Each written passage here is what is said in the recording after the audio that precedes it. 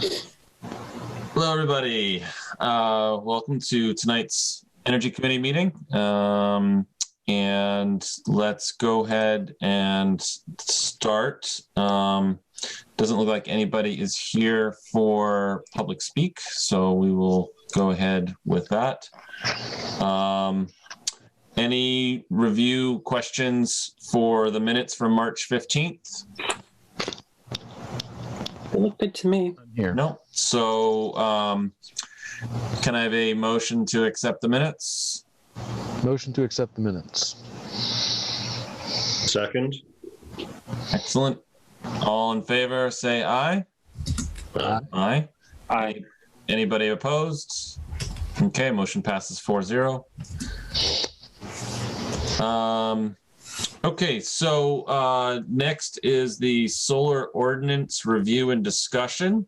Jamie, I know you sent an email in advance, but if you could just, for record, just sort of give us a little bit of an update here.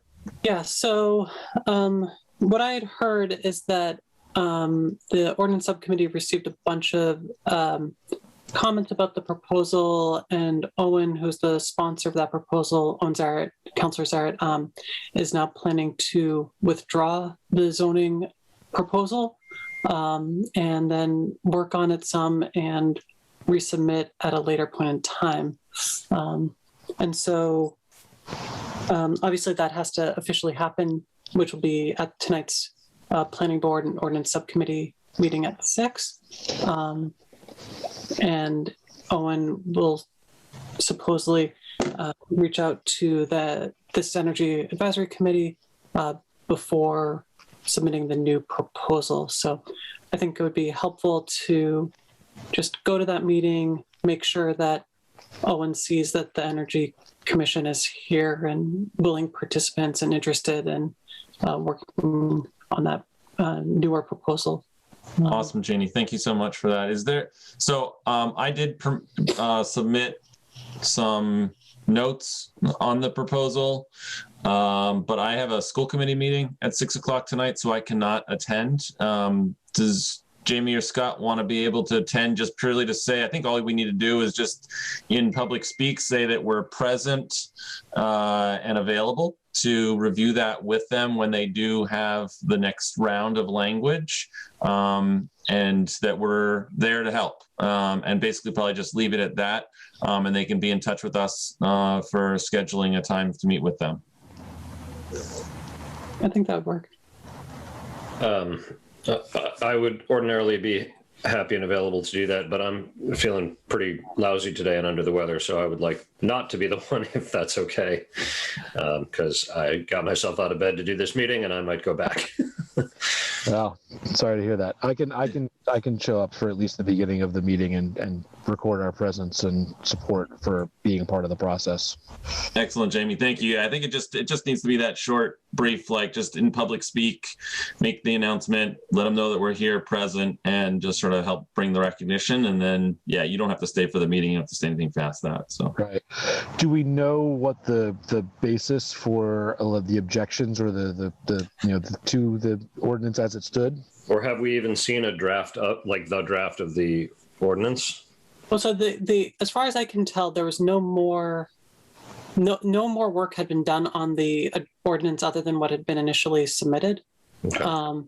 And that the comments that were received were with regards to that initial proposal. And I guess there would have been enough critical, I don't know the exact specifics of them.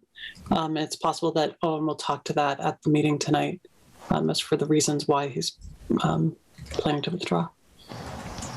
yeah, so I think it's really at this point, we're just sort of saying, we're here, we're available, we've got energy experience, so come to us and we'll talk to you when you can, and give feedback when they do have revisions, when he has a new proposal to bring forward. I mean, the existing proposal definitely had some holes in it. So I'm not surprised that it's easier to withdraw and restart as opposed to trying to revise, and do a lot of copy editing on what was existing. So. Okay.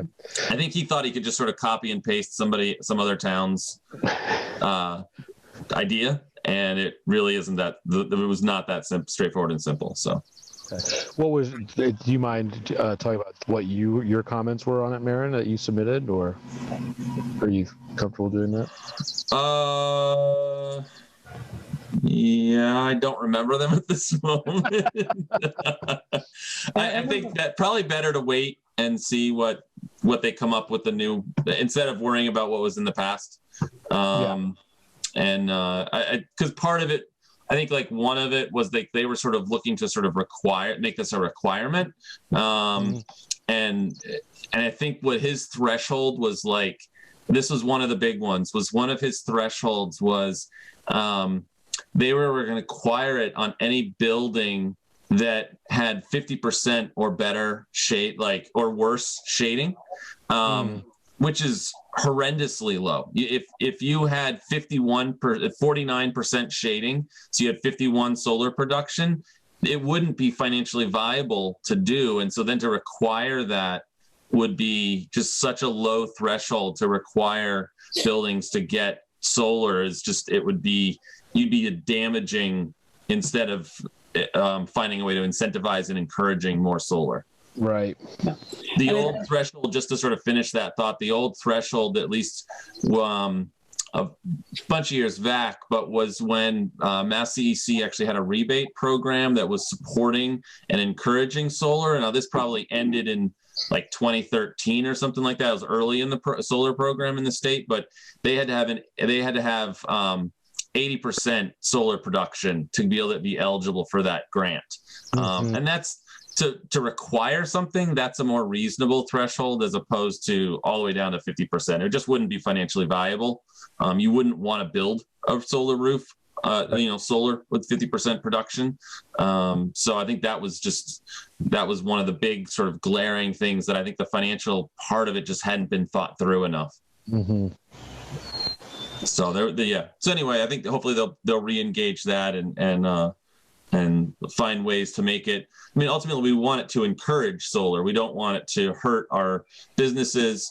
And so adding something that's financially disincentivizing them and having to file for exceptions or anything like that just isn't a good policy. Right. I remember there's probably like 2 or 3 other comments that I made. I think the other thing was whether or not we were going to look at solar canopies for parking lots, sort of like what they're doing over at River Valley Co-op in the north end of town. Solar canopies are expensive, so they're not the best way to go, but they are definitely a great use of already impacted built-on spaces. So there's some pros and cons to that, but again, the financial aspect to that should have a little bit more thoughtful review.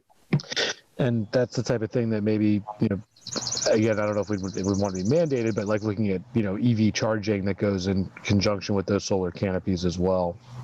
Yep. Since it's an infrastructure that we're going to want to have in place more so. Yep. I went to, last month, I went to a webinar about solar in Massachusetts. I don't know if anyone else on the committee had also gone to that webinar. But they were sort of explaining why greenfield development is the choice of a lot of solar energy, like large-scale projects. And one of it is just like the cost to build equals the cost per kilowatt hour, or it's related to the kilowatt hour. And so when we do the rooftop mounted solar or the canopy mounted solar, the construction costs are considerably more expensive, and that translates into a higher kilowatt hour cost. And when it goes on the market, I guess for the energy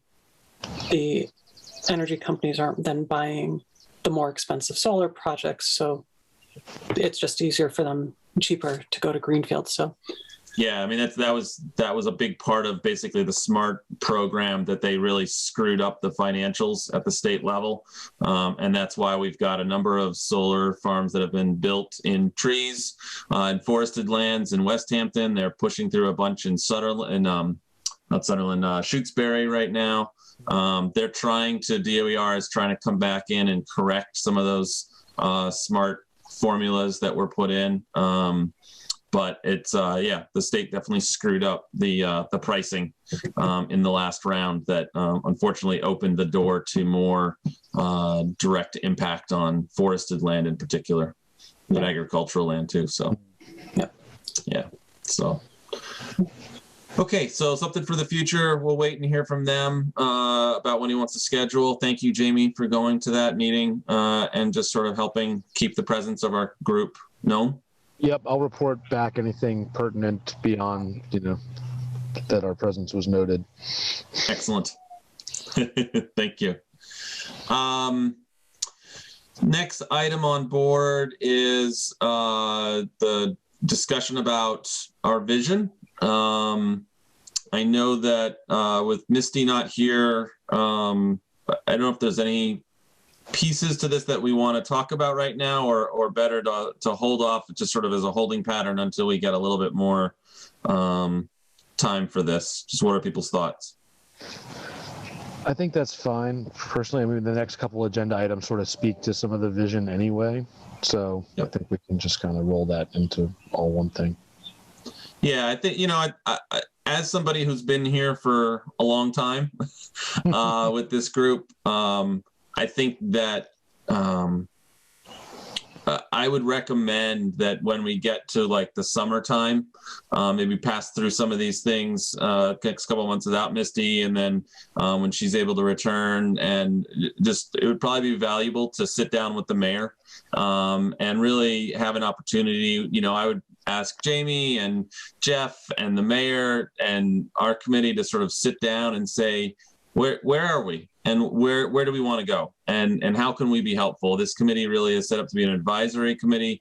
And it's ebbed and flowed in terms of what's been brought to it. And I think that it's time to sort of regroup, have a Saturday afternoon planning session or something that can work, that can help us sort of reinvigorate the sort of vision and work of what this committee is. But yeah, I think there are items here, but that's definitely part of it.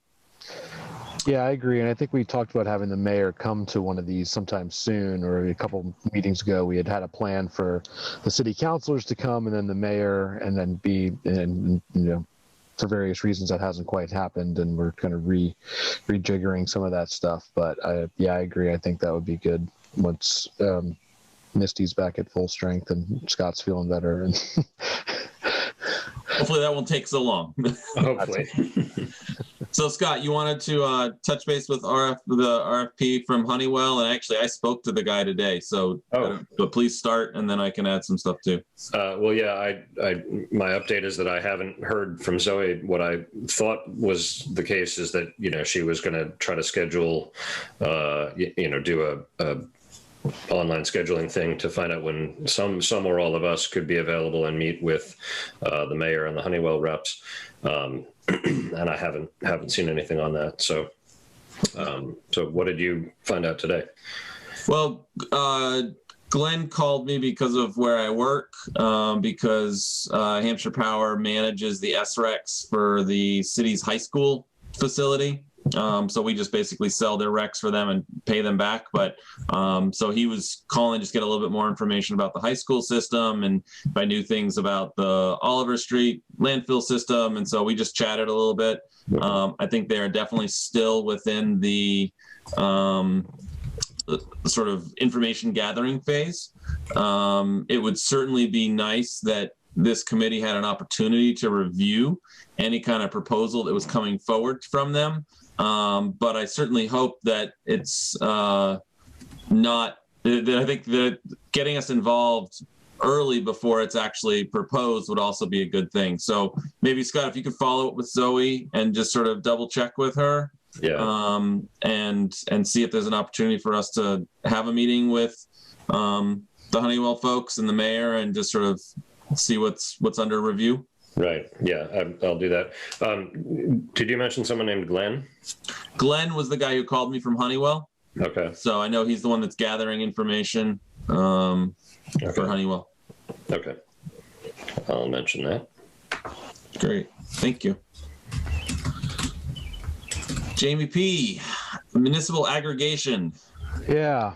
I don't have a lot to add to that right now. Just that we need to kind of plan out what our process is for looking at that, or first steps to actually getting on the road to doing it, I suppose. That's going to require the mayor's buy-in and maybe the council as well.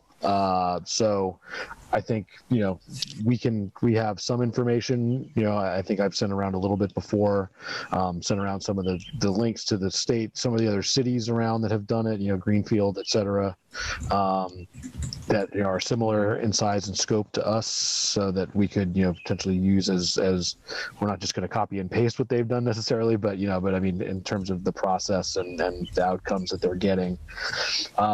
So, I imagine the whole process is probably a year or more, probably from start to finish, for something like that. So it's really about, I guess figuring out what we need to do. I think there's, paperwork and applications that we'll need to do with the state, to get started with that. And, we will want the mayor to buy into that. So maybe that can be a focal point of a meeting with her to start with. As something that again, this is my personal interest. I think the committee has some interest generally too, but it's something that we want to pursue, and that we can sort of head up the charge on that, to at least get things started, and then pull in from other parts of the city and government as need be. Did this, just so I'm trying to remind me, is this something? I mean, I know that Owen and Salem had mentioned it, Councilors Owen and Salem had mentioned it at one point, but is this something that they're at all thinking about currently, or is this more is this being driven from us in this agenda item? It's from us as far as I know. I think there was some mention of maybe that they had some interest, but I checked with Tom Peak. I emailed him and he got right back to me, this is back in probably February, March now, and said that he was not aware of anything from the council or anybody else that was, pushing this forward at all. So it would be completely on us. He's interested in supporting us and doing it, and he thinks some of the other councilors probably would as well, but it's not something that has been brought up in any official context. So it would be something coming from us. So maybe if especially since you mentioned that you're interested in it, would it be something that you could reach out to like Greenfield or one or two other places and get a sense from them, like why they did it, what they feel like they've actually earned from it, like what has been the positive, the lessons learned in terms of going into that process, and gather some of that sort of basic startup information. Sure. And it doesn't seem like we would want to go too deep into this process until we got buy-in from other people. But if we could get some preliminary information, float the ideas around to the mayor, some councilors, and then know whether or not they would like our assistance in going deeper, then that would try to be probably a good process to look at. Yeah, that's worthwhile. I think looking at that kind of case study type thing, and just like, when did you start? How long did it take? What did you have to do? What were your stumbling blocks? Or, how's it been received as well, right? Has there been any pushback from people? Because it is, once you have it in place, it's an opt-out situation. Like you have to actually opt out of it rather than opt in.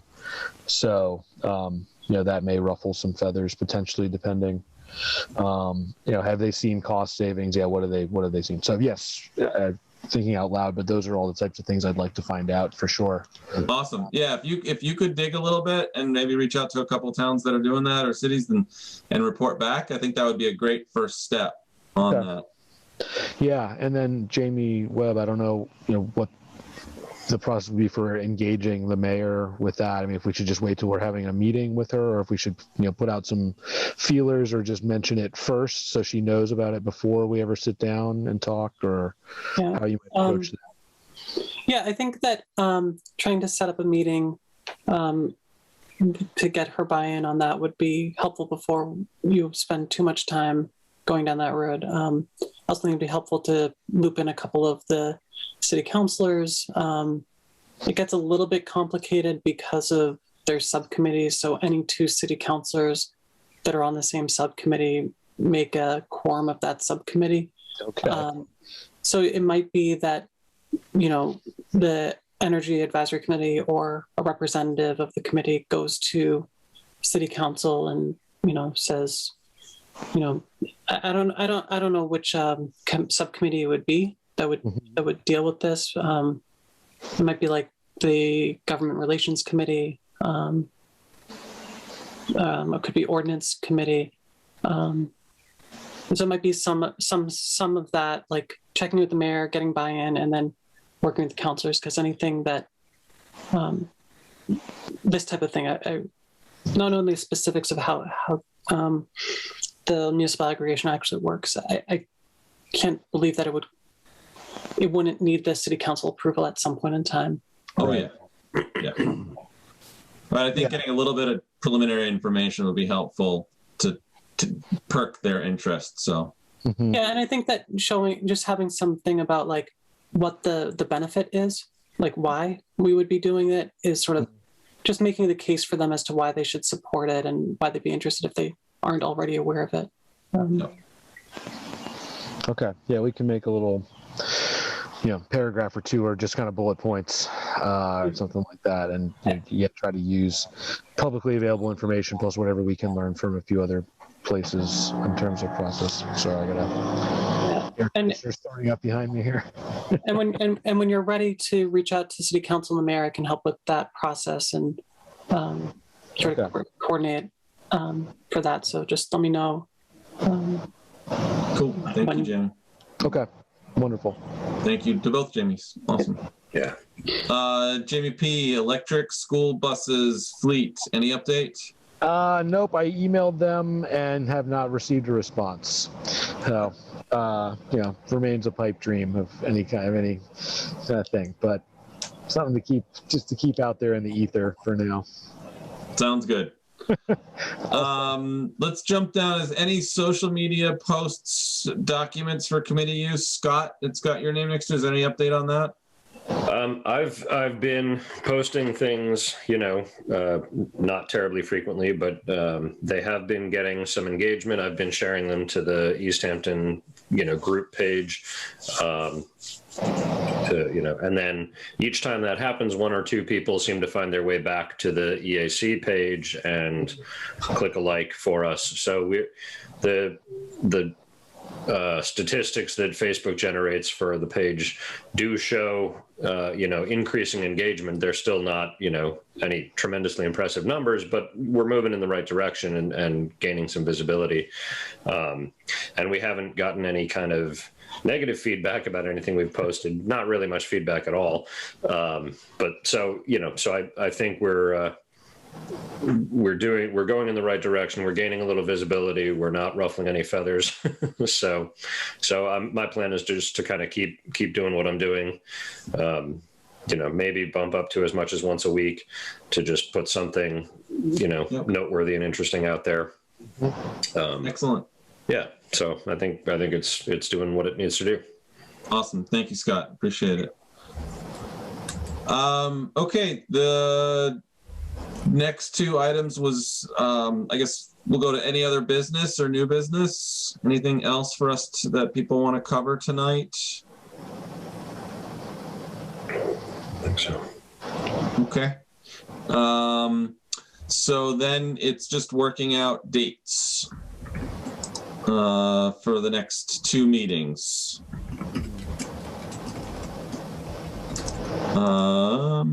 Let's see here. I have on my calendar Monday, May 17th at 5 p.m., which would be the third Monday. Right. And June 21st at 5 p.m. So those would be following the schedule that was sort of set, but then got interrupted by all the holidays. So does that still work with everyone? Yeah. At least those two. Yeah, Monday at 5. I mean, I have a conflict, but I can do it. But it's not great for me. It's certainly not my preference. Right. So I don't know if it's pushing it to 5:30 better. Is that? Or...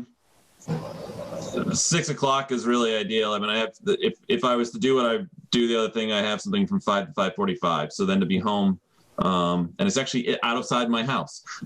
So Jamie, don't we have soccer practice too?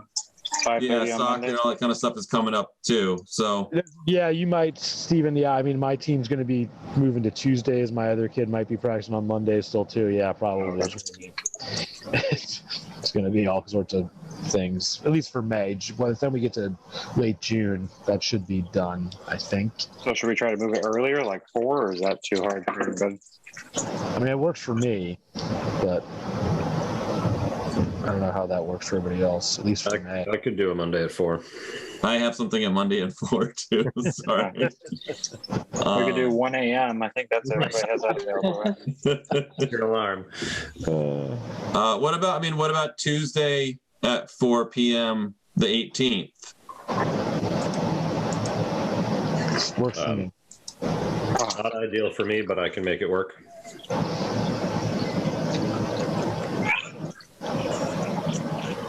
That works. I mean, at least the May 18th works for me. At 4. Do you want to? I mean, so you said it's not ideal for you, but it's okay. Yeah. I work a full day offsite on Tuesdays, and so being back for a meeting by 4 would be a little bit of a crunch. But I'm self-scheduled, so I can go early and cut out in time to be back, and just plan for that.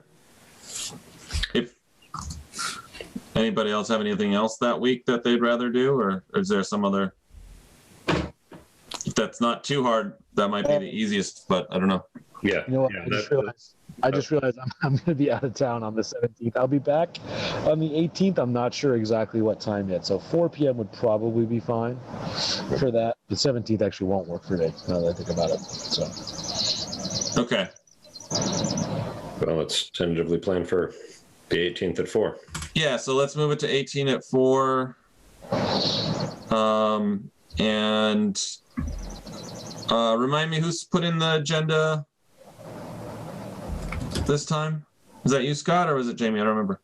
I think it was Jamie. I did this one, but if you maybe, since you're the chair this time, you can do the next one. Passing the buck. Okay, yeah, I can do that. So it doesn't matter. I could always do it too. No, not a problem. Okay, so we'll move that to the 18th at 4 o'clock. Thank you, Scott, for adjusting your work schedule to be able to make that work. Sure thing.